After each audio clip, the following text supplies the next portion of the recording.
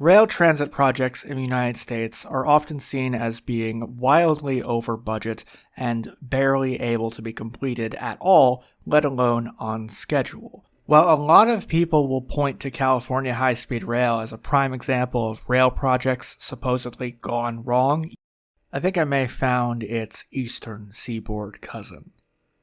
In the mid to late 2000s, the Regional Transit Authority in Washington, D.C., WMATA, announced that there would be two new rail lines added to the system. These would be a Silver Line and a Purple Line, for a total of approximately 20 miles of trackage. The first of these projects to be undertaken, the Silver Line, would be completed in two phases. The first phase would primarily connect the communities in Loudoun County, Virginia, a very wealthy suburb which hosts many data centers, as well as the southwestern communities in Maryland to the wider network. The second phase of this project, completed in 2022, would see the community of Ashburn connected to the International Airport Dulles.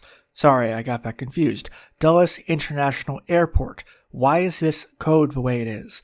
Regardless, although there were delays with the Silver Line project due primarily to a surprise pandemic and some financing issues, the fact is that the line got done, and today anyone in DC can get to Dulles in under 2 hours. What you may notice by looking at the Metro map is that there's a lot of overlap between the Silver Line and Orange Line in Virginia and the Silver and Blue Line in southwestern Maryland. This reduces the amount of dedicated track for the Silver Line, and thus the total trackage is only 4.1 miles. By comparison, the Purple Line isn't relying on a whole lot of existing infrastructure. There are a few stations receiving upgrades to existing terminals, but much of the new track is going to be completely new build. A lot of the 16 miles of track that's going to be built for this Purple Line is grade separated, so a train ride between Bethesda and Silver Spring, whereas now it takes about a half hour or more, probably will take only 15 minutes. This rail line will bring a lot of social and economic benefits to the region, and yet it's been delayed and delayed consistently to the point where it's going to open in 2027. Why is this? What's caused the problems? Here we see the NIMBY on its journey home, its daily migration, protected from the evil and vile environmentally destructing forces of the Metro. Economic reality of transit be damned, the NIMBYs would rather you stick transit as far away from their towns as possible. For a large part of its early history, Washington, D.C. was basically a provincial backwater. This was a swamp full of mosquitoes and disease. The region didn't even reach 2 million in population until well into the 1970s. In part because of the relative slow growth of the region's population, the metro system outside of the district proper had developed into a kind of S-Bahn, a commuter rail system that would take government employees and contractors from their homes in Falls Church and Alexandria into their government offices in the center of D.C. The communities in Virginia are fortunate in that many of the places, such as Ballston, Reston, and others, were connected to transit as early as the 1970s and 80s. So while yes, even today there's a lot of sprawl in Northern Virginia, it's not singularly sprawl. You can still live a car-light lifestyle, if not a car-free lifestyle. Maryland has seen a lot less development in transit, especially in the southern parts of the state. Bethesda, Silver Spring, Largo, there are a couple places that do have mass transit, but it is largely as a way to connect the communities that exist there to the central core of DC. These are communities that are highly suburbanized. I mean, look at Bethesda's zoning map.